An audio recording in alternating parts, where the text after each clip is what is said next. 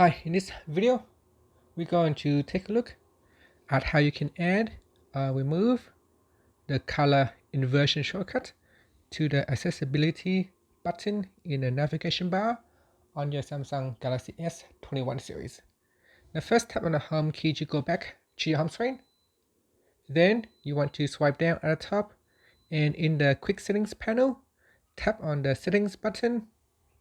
Next, we're going to go down and tap on accessibility. Next, we're going to tap on visibility enhancements. Then tap on color inversion on the left hand side panel. Next, tap on the switch and say to start or stop this function. Tap on the accessibility button at the bottom of the screen. So tap on got it.